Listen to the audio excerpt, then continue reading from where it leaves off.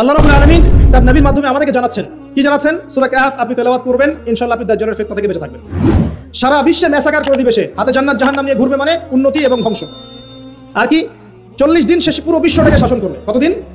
40 দিন। কোত্থেকে আসবে? উত্তর তিনটা। কয়টা? তিনটা বর্ণনা পেয়েছি আমি, এর চেয়ে বেশি থাকতে পারে, আমার হয়তো জানা নাই। আমি তিনটা পেয়েছি। এক, খোরাসান থেকে সে বের হবে, 1 নাম্বার। 2 নাম্বার, ইস্পাহান একটা জায়গা আছে ইরানের, সেখান থেকে বের হতে পারে, 2টা। 3 নাম্বার হচ্ছে শাম, ইরাক এবং শাম। শাম বলা হয় প্যালেস্টাইন সহ পুরো যে জর্ডান, লিবিয়া, লেবানন, সিরিয়া, পুরো জায়গাটাকে শাম বলা হয়। কি বলা হয়? শাম। ইরাক এবং শামের মাঝখানের কোনো এক রাস্তা থেকে সে বের হবে। 3টা বর্ণনা আমার জানা।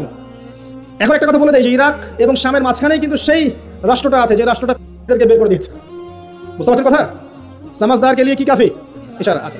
এখন সে কি করবে? সে পুরো বিশ্বটাকে শাসন করবে, এবং যে তাকে আল্লাহ বলে স্বীকার করবে সে ওকে ছাড় দিবে, যে স্বীকার করবে না তাকে ধ্বংস করে দিবে। এমনকি একটা কমের পাশ দিয়ে সে যাবে, বলবে তোমরা কি মানো যে আমি আল্লাহ? কম বলবে না, মানি না, তখন ওদের করে ছেড়ে দিবে। একটা কমের পাশে যাবে, বলবে তোমরা কি মানো যে আমি আল্লাহ? তারা বলে হ্যাঁ মানি, তুমি আল্লাহ, নাউজুবিল্লাহ। তখন ওই কমকে সে কি দিবে? গুপ্তধন দিবে। গুপ্তধন মানে সে যখন হাঁটবে তার পিছনে গুপ্তধন করে ঘুরে বেড়াবে। মানে এমন ফিতনা যেটা আপনি কল্পনা করতে পারবেন না। মানে মুমিন ব্যক্তিও যদি তার সাক্ষাৎ পায়, সেও বিভ্রান্ত হয়ে যেতে পারে। তবে এমনও মুমিন থাকবে যে বিভ্রান্ত হবে না। যেমন এক যুবকের কথা এসেছে, এই যুবকের তোমরা ভালো করে শোনো। এক যুবকের কথা এসেছে, যে যুবক দাজ্জালের সাক্ষাৎ পাবে, দাজ্জাল তাকে হত্যা করবে দ্বিখণ্ডে, একদম 2 কোপ। বলবে যে তুমি কি বিশ্বাস করো আমি আল্লাহ? সে বলবে না, বিশ্বাস করি না। 1-2 কোপ, দ্বিখণ্ডিত। এক দেহের একটা অংশ একদিকে আর একটা অংশ আরেকদিকে। তারপরে দেহের এই 2 অংশকে সে আবার জিন্দা করবে, জীবিত করবে, করে আবার তাকে বলবে এবার কি বিশ্বাস হলো যে আমি আল্লাহ? তোমাকে মৃত্যুর পর আবার জীবন দিলাম, তোমাকে বিশ্বাস হলো যে আমি আল্লাহ? এই যুবক তখন বলবে এবার আমার পূর্ণ বিশ্বাস হয়েছে তুই দাজ্জাল। আল্লাহু আকবার। কারণ আমি রাসূলের হাদিস জানতাম যে দাজ্জাল এক যুবককে হত্যা করে দ্বিখণ্ডিত করে আবার জীবিত করে বলবে বিশ্বাস করবি কিনা আমি আল্লাহ। কিন্তু আমি জানতাম না যে আমি সেই যুবক। কথা বুঝতে পারছেন? তো এই যুবক ইনশাআল্লাহ তাআলা উঁচু স্তরের শহীদ হবে ইনশাআল্লাহ। তো যুবকদের জন্য আদর্শ আছে। তো দেখুন, দাজ্জালকে যারা ফলো করবে সে প্রোগ্রেস, ফলো করবে না ধ্বংস। সে বিশ্ব শাসন করবে। প্রশ্ন এখন একটা, সে কি একা বিশ্ব শাসন করবে? মানে একা কি করা যায়? কে তার অনুসারী হবে? কারা হবে অনুসারী? নবী সাল্লাল্লাহু আলাইহি ওয়াসাল্লাম স্পষ্ট বলছেন, কারা? ইস্পাহানের 70,000 অনুসরণ করবে। কত হাজার? এবং তার লাস্ট ফলোয়ার সম্পর্কে বলা আছে 1 শ্রেণীর মহিলা যাদেরকে ঘরে রাখা যাবে না। তো সেই আদর্শ এখন ছড়িয়ে পড়েছে না? ফেমিনিস্ট রেভলিউশন ছড়িয়ে পড়েছে না? আপনি কি আপনার বোনকে ঘরে রাখতে পারছেন? আপনার স্ত্রী কি ঘরে থাকতে চায়? কেউ চায় না। এখন সবাই বাঁধন ছিন্ন করে বেরিয়ে যেতে চায়। আচ্ছা, আমি আসছি ওদের জায়গায়, শেষ করার আগে অবশ্যই তাদের জায়গায় আসবো ইনশাআল্লাহ। এখন এদের মধ্যে কি সবাই? উত্তর না, সবাই না। কারণ এমন অনেক ভালো আছেন যারা এখনো এদের পক্ষে কথা বলে, এমন আছে। তাহলে কারা? যারা জালেম। যারা কি? জালেমরা। এখন একটু লক্ষ্য করেন ওয়ার্ল্ডের দিকে তাকিয়ে, যে একটা বিশ্বকে শাসন করতে হলে আপনার বিশ্বের সব বড় বড় ডিপার্টমেন্টগুলোকে শাসন করতে হয় না? শ্রীলঙ্কা নাম শুনেছেন তো? শ্রীলঙ্কা কি বিশ্বের অর্থনীতিকে শাসন করতে পারবে? মালদ্বীপ পারবে? পাকিস্তান, নামটা যদিও পাকিস্তান, কিন্তু ওখানে অনেক নাপাকি আছে। কথা বুঝতে পারছেন? অনেক নাপাকি আছে। আল্লাহ পাক পবিত্র করুন, নাপাকি থেকে দোয়া করি। তো উত্তর কোরিয়া, সে কি পারবে? আপনাকে যদি ইকোনমিক্যালি সারা ওয়ার্ল্ডকে রুল করতে হয়, তাহলে সারা বিশ্বের অর্থনীতি আপনার নখদর্পণে থাকতে হবে। সেটা কি মুসলিমদের আছে? কাদের হাতে এগুলো এখন? বুঝে নেন। তাহলে ওয়ার্ল্ডকে রুল করতে হলে ইকোনমি ডমিনেট করতে হবে। আপনি এটা ক্ষমতা আমাদের কাছে নাই, ওদের কাছে আছে। মিডিয়া নিয়ন্ত্রণ করতে হবে না? ওয়ার্ল্ডকে রুল করতে হলে মিডিয়া লাগবে কিনা? তাদের হাতে। ফাইন্যান্স রুল করতে হবে কিনা? লাগবে, এটা ওদের হাতে। পলিটিক্যাল অ্যাফেয়ার্স রুল করতে হবে কিনা? হবে। মিলিটারি সেকশন রুল করতে হবে কিনা? হবে। অস্ত্রশস্ত্র, এগুলো তাদের সবচেয়ে সেরা অস্ত্রগুলো লাগবে কিনা? মনে করেন আমার কাছে আছে পারমাণবিক অস্ত্র, আপনার কাছে আছে ওই যে রাইফেল, আমি কি আপনাকে ভয় করবো? কারণ আপনার কাছে যদি পারমাণবিক অস্ত্র থাকে, আমার কাছে না থাকে, আমি ভয় করতে পারি, তাই না? এখন এই মেজর ডিপার্টমেন্টগুলো কি তারা রুল করছে কি করছে না? আচ্ছা, যারা মসিহুদ দাজ্জালকে ফলো করবে তারা ওয়ার্ল্ডে আজকে এত শক্তিশালী হয়ে গেছে। তারা কি এত শক্তিশালী ছিল কখনো? উত্তর না। কখন হয়েছে? বিগত 100 বছরে। কত বছরে? প্রায় বিগত 100 বছর। এখন আপনাকে বাঁচাবে কে তাদের থেকে? আল্লাহ পাক কি বলছেন? কোন সূরা? আল্লাহ পাক বলছেন না, রাসূল সাল্লাল্লাহু আলাইহি ওয়াসাল্লাম বলছেন। কে বলছেন? রাসূলুল্লাহ সাল্লাল্লাহু আলাইহি ওয়াসাল্লাম বলছেন কোন সূরা বাঁচাবে? সূরা কাহফ। প্রথমে সূরা কাহফ থেকে একটা ছোট্ট অংশ বলি, তারপর আমি শেষের দিকে যাচ্ছি। এই অংশটা মনোযোগ দিয়ে শোনেন। এই সূরার মধ্যে 4টা ঘটনা আছে। কয়টা ঘটনা? একটা আসহাবুল কাহফের ঘটনা, 2 নাম্বার 2 বন্ধুর ঘটনা, এক বন্ধু খুব বস্তুবাদী, আরেক বন্ধু হচ্ছে দরিদ্র মুমিন। 3 নাম্বার হচ্ছে যুলকারনাইন বাদশা বা নবী, অনেক কথা বলেন, আলাইহিস সালাম, তার ঘটনা। 4 নাম্বার হচ্ছে মূসা এবং খিদর আলাইহিস সালাম, তাদের ঘটনা। এছাড়াও এই সূরার মধ্যে ইয়াজুজ আর মাজুজের কথাও আছে। একটা ঘটনা আপনাকে দেখতে হবে আগে। একটু বিশৃঙ্খলা করবেন না, প্লিজ বসেন। আমরা বেশি লম্বা করবো না আলোচনা, একটু বসেন। কোন ঘটনা? যদি কোনো প্রশ্ন থাকে আপনাদের চিরকুটে লিখবেন, লিখে ভলান্টিয়ারের কাছে দিবেন, আমরা শেষে যদি সময় পাই দেওয়ার চেষ্টা করবো ইনশাআল্লাহ। একটা ঘটনা, মূসা আলাইহিস সালাম দাঁড়িয়ে লেকচার দিচ্ছেন, জনগণ শুনছেন, একজন দাঁড়িয়ে বললেন, নবী মুসা আপনি অত্যন্ত চমৎকার আলোচনা করেছেন, আপনার চেয়ে কোনো জ্ঞানী মানুষ কি পৃথিবীতে আছে?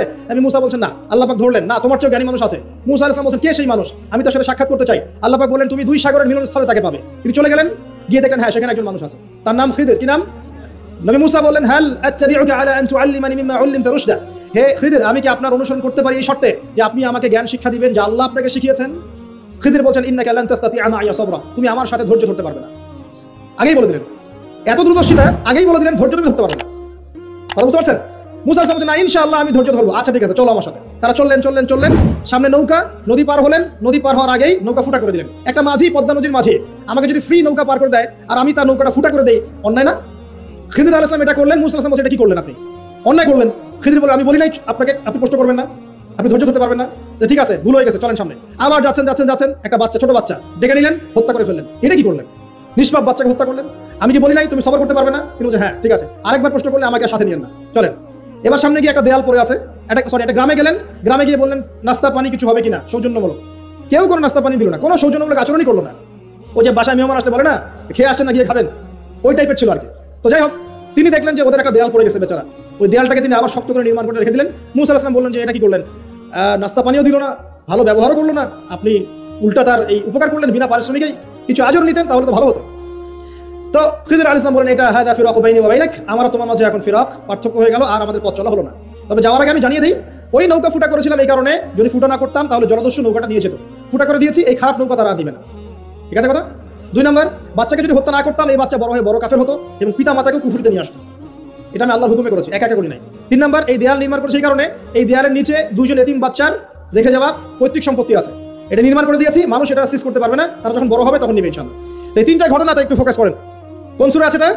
সূরা কাহফ। এই 3টা ঘটনাতেই বাহ্যিক চোখে যা দেখা যাচ্ছে সেটা সত্য নয়, ভিতর থেকে যা দেখছেন সেটা সত্য।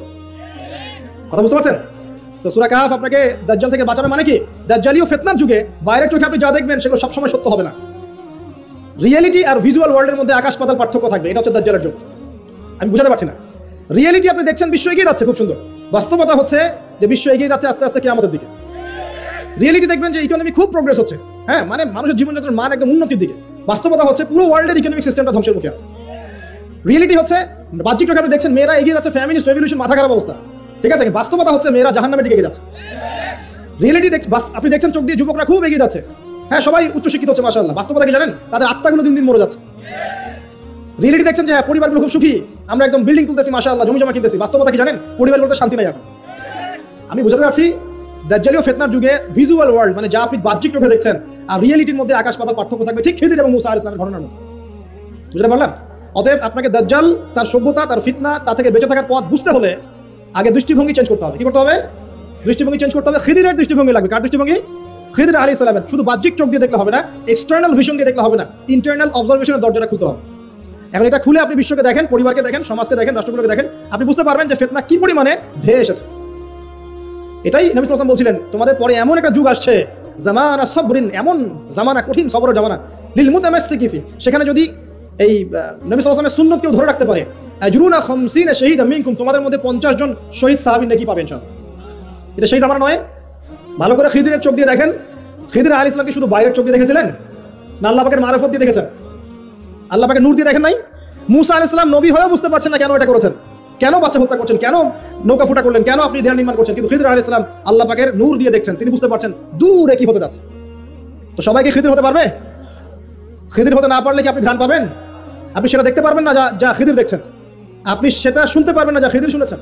আপনি যদি খিদির আলাইহিস সালামের মতো হতে পারেন, আপনি এমন কিছু উপলব্ধি করবেন। আমার বেশি বেশি কোরআন তেলাওয়াত লাগবে। কি লাগবে? কোরআন তেলাওয়াত শুধু মৌখিক ভাবে না, অর্থ বুঝে পড়ার চেষ্টা করতে হবে। মৌখিক করলে নেকি পাবেন ঠিকই, কিন্তু অর্থ বুঝে না পড়লে আপনি পথ খুঁজে পাবেন না। 5 নম্বর লাগবে আমাদের সবার হালাল রিজিক। কোন রিজিক? সুদ ঘুষ দুর্নীতির কাছে যাওয়া যাবে না। 6 নম্বর লাগবে আমাদের আত্মশুদ্ধি। আত্মশুদ্ধি মানে কলব পরিষ্কার করতে হবে। কলব পরিষ্কার করার জন্য লাগবে বেশি বেশি আল্লাহর জিকির, ইলম অর্জন করা এবং আল্লাহওয়ালা মানুষের সোহবতে পড়ে থাকা। একা একা নূর অর্জন করা যাবে না। আল্লাহওয়ালা মানুষের সোহবতে পড়ে থেকে জ্ঞান চর্চার মধ্য দিয়ে, আল্লাহর জিকির, কোরআন তেলাওয়াত, আত্মশুদ্ধির মধ্য দিয়ে আপনি ইনশাআল্লাহ নূর পাবেন ইনশাআল্লাহ। আর কি কি করা যাবে না? অল্প বলছি, বেশি বলবো না। কি কি করা যাবে না? 1 নম্বর, সবচেয়ে বড় কথা, মনের মধ্যে কোনো রকম হিংসা রাখা যাবে না। কারো প্রতি হিংসা করবেন, নূরের সাথে আপনার কোনো সম্পর্ক নেই। 2 নম্বর, অহংকার মন থেকে বের করতে হবে। কি বের করতে হবে? অহংকার কি জিনিস? আপনার কাপড়টা সুন্দর হোক, এটা অহংকার নয়। জুতা সুন্দর, ভালো পারফিউম ইউজ করেন, আপনার বাড়িটা সুন্দর, এগুলো অহংকারের নিদর্শন নয়। অহংকারের নিদর্শন হচ্ছে দুইটা। একটা হচ্ছে বাতারুল হাক্কি ওয়া গামতুন নাস, সত্যকে প্রত্যাখ্যান করা, অন্য মানুষকে তুচ্ছ তাচ্ছিল্য করা। এই দুটো হচ্ছে অহংকারের নিদর্শন। মনে কোনো প্রকার অহংকার রাখলে আল্লাহ নূর পাওয়া যাবে না। অনেক বড় বড় ডিগ্রি সার্টিফিকেট অর্জন করেও যদি মনের মধ্যে কিবার বা অহংকার থাকে, কোশ্চিন কালেও আপনি খিদির হতে পারবেন না। আমি কথা বুঝতে পারছি? ইবলিসের অনেক বড় মাকাম ছিল, কিরকম? তাকে আল্লাহ পাক একদম ফেরেশতাদের সর্দার বানিয়ে দিয়েছে। তার প্রচুর জ্ঞান ছিল, প্রচুর আবেগ ছিল, প্রচুর ইবাদত করতো, শুধুমাত্র কিবার অহংকারের কারণে সে আজকে জাহান্নামী। আবা ওয়াস্তাকবার, সে উদ্ধত হয়েছিল, অহংকার প্রদর্শন করেছিল, তাই নয় কি? কেন আমি আদমকে সিজদা করব? খলাকতানি মিন নার, আমাকে সৃষ্টি করেছেন আগুন দিয়ে, ওয়া খলাকতাহু মিন তিন, তাকে সৃষ্টি করেছেন মাটি দিয়ে, কেন আমি আদমকে সিজদা করব?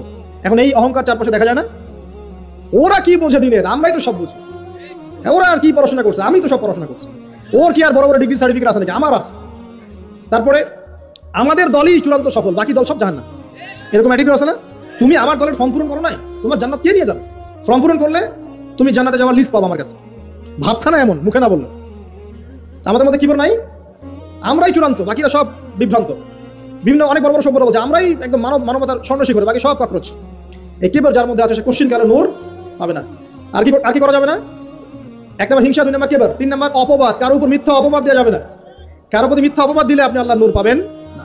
চার নম্বর হচ্ছে পরশ্রী কাতরতা, কার উন্নতি দেখছেন খুব জ্বলে, উন্নতি অগ্রগতি প্রগতি দেখছেন খুব জ্বলছে, এই পরশ্রী কাতরতা থাকলে কোশ্চিন কালে আল্লাহ নূর পাবেন না। আমার কেন হয় না, তার কেন হচ্ছে, হ্যাঁ আমি কেন পারছি না, সে কেন পারছে, আমার কেন মূল্য নাই, তাকে কেন মূল্য দিচ্ছে, এই যে পরশ্রী কাতরতা, এগুলো থাকলে কোশ্চিন কালে আল্লাহ নূর পাওয়া যাবে না। আরেকটা বিষয় বলবো যে গীবত তহমত, একটা কথা, গীবত তহমত এবং গীবত তহমত বেশি করে বললাম, আর বাকি যত কবিরা গুনাহ আছে, এই যে সুদ বলেন, জেনা বলেন, দুর্নীতি বলেন, অন্যের সম্পদ আত্মসাৎ বলেন, বড় বড় কবিরা গুনাহ যেগুলো আছে, এগুলোর সাথে স্পেশালি গীবত তহমত যদি থাকে আল্লাহ নূর পাওয়া যাবে না। ব্যাস, এখন নূর অর্জন করে কিভাবে পথ চলবো খুব শর্ট করে বলে দিই। এক নাম্বার, প্রিয় ভাইরা সবাই মনোযোগ দিয়ে শুনুন, আমাদের সবাইকে যদি আমরা কি ইসলামের বিজয় চাই? আমরা কি সবাই জান্নাতে যেতে চাই? আমরা কি চাই যে আমরা পুরো বিশ্বের প্রতি আবার মাথা তুলে দাঁড়াই? হ্যাঁ ভাই, চাই না? আচ্ছা, আমরা কি চাই না আমাদের পরিবারগুলো সুন্দর হোক, সবাই হালাল রিজিক খাই, আমরা আমাদের সন্তানদেরকে ভালো একটা বিশ্ব দিয়ে যাই? আমরা চাই না? আচ্ছা, যদি চাই, কিছু করণীয় আছে। কি আছে ভাই? কিছু করণীয় আছে। করণীয় এমনি কি অ্যাচিভ করতে পারবো নাকি? বিরিয়ানি বাসায় বসে বসে বিরিয়ানি খেলে হবে? জিলাপি খোরমা লাড্ডু খেলে হবে নাকি? কিছু কাজ তো আছে নাকি? কাজ করবেন তো ইনশাআল্লাহ। এক নাম্বার হচ্ছে জ্ঞান অর্জন এবং জ্ঞান অর্জনের কোনো বিকল্প নাই। বারবার বলছি, একা একা পড়েও কিন্তু জ্ঞান অর্জন হবে না, আপনাকে আল্লাহওয়ালা মানুষের কাছে আসতে হবে, মনে রাখবেন। ঠিক আছে? একা একা মেহনত করবেন, দোয়া করবেন, চেষ্টা করবেন, কিন্তু ওস্তাদ লাগবে না? ওস্তাদ লাগবে। জেনারেল ভাইরা যারা আছেন, যে যেখানেই পড়ছেন পড়েন, কিন্তু ইসলামিক বেসিক পড়াশোনাগুলো করেন। আকীদা পড়েন, কোরআন পড়েন, হাদিস পড়েন, ইসলামের ইতিহাস পড়েন, সিরাত পড়েন, এবং আলেমদের সাথে সম্পর্কিত রাখেন, একা একা বিচ্ছিন্ন হয়ে যায় না। ঠিক আছে? যে মাযহাব আপনার ভালো লাগে আপনি ফলো করেন, আমি আপনাকে এগুলো নিয়ে কথা বলতে আসিনি। আমি জাস্ট বলতে আসছি যে আপনি যেখানেই থাকেন দিনের জ্ঞানের চর্চা করেন, আপনার দৃষ্টিভঙ্গি আল্লাহ পাক উদার করে দেবেন ইনশাআল্লাহ। ঠিক আছে? যে সালাফি হন, আহলে হাদিস হন, মাযহাব ফলো করেন, যাই হন আপনি, যেটাই হন, হকপন্থী হন, আপনি সত্যের পথে থাকেন এবং ওলামায়ে কেরামের সাথে সহবতে থাকেন, আর নিজেকে চূড়ান্ত একদম জান্নাতি মনে করবেন না। এমন হতেই পারে যে আপনার মধ্যে যে যতটুকু জ্ঞান আছে এর চেয়েও বেশি জ্ঞান অন্য কারো কাছে থাকতে পারে। অতএব সবার ক্ষেত্রে আপনি উদার হওয়ার চেষ্টা করেন, আল্লাহ পাক আপনার কলবে নূর দিবেন ইনশাআল্লাহ, তাজকিয়া দিবেন ইনশাআল্লাহ। এক নাম্বার জ্ঞান। দুই নাম্বার হচ্ছে আমল বাড়ানো, বেশি বেশি ব্যক্তিগত আমল বাড়াতে হবে, পারবেন ইনশাআল্লাহ। সময় নষ্ট করা যাবে না প্রিয় ভাইরা, বেশি বেশি ব্যক্তিগত আমল বাড়াতে হবে। নামাজ বাড়িয়ে দেন, রোজা বাড়িয়ে, দান সদকা বাড়িয়ে দেন, দিনী প্রতিষ্ঠানগুলো হোক আর দিনী প্রজেক্টগুলো, এগুলোতে বেশি বেশি সদকা করেন, আল্লাহ পাক তৌফিক দান করুন। বেশি বেশি হজ করেন, উমরা করেন, রোজা রাখেন, কোরআন তেলাওয়াত করেন, জিকির আজকার করেন, ঠিক আছে, তাহাজ্জুদ পড়েন, বেশি বেশি নেক আমল বাড়িয়ে দেন ইনশাআল্লাহ। তিন নাম্বার, পরিবারের আদর্শ ঠিক করেন। পরিবারের আদর্শ ঠিক না করে যদি বড় বড় কথা বলি কোনো লাভ নাই। আমার পরিবারটা ঠিক করতে হবে, আল্লাহ পাক এর জন্য আমাকে জবাবদিহি করাবেন। হ্যাঁ, অনেক চেষ্টা করার পরেও যদি ঠিক না হয়, সেটার বিচার আলাদা। নূহ আলাইহিস সালাম 950 বছর দাওয়াত দিয়েছেন, তার একজন ছেলে ইসলাম কবুল করেন। তা এখন কি নূহ আলাইহিস সালাম দোষী? তিনি কি দোষী? না। মুহাম্মদ সাল্লাল্লাহু আলাইহি ওয়াসাল্লাম এর অনেকেই, চাচাদের অনেকেই ইসলাম কবুল করেন নাই, তা তিনি কি দোষী? না। আপনি চেষ্টা করবেন পরিবারকে পরিপূর্ণ ইসলামী পরিবেশে রাখার, শরঈ পর্দায় রাখার, এবং আমাদের পরবর্তী প্রজন্ম যারা আছে, আমাদের ছেলেমেয়েরা, এদেরকে অবশ্যই ইসলামের সুশিক্ষায় শিক্ষিত করবেন ইনশাআল্লাহ। আমি বলছি না তাদেরকে আপনি ডক্টর বানাবেন না, ইঞ্জিনিয়ার বানাবেন না, আমি বলছি না, অ্যাটলিস্ট আমার দ্বারা এরকম কথা আপনি শুনবেন না। আমি আরো বলি তাদেরকে আরো বড় বড় প্রফেশনে নিয়ে যান, কিন্তু ইসলামিক শিক্ষাটা আগে ছোটবেলায় দেন।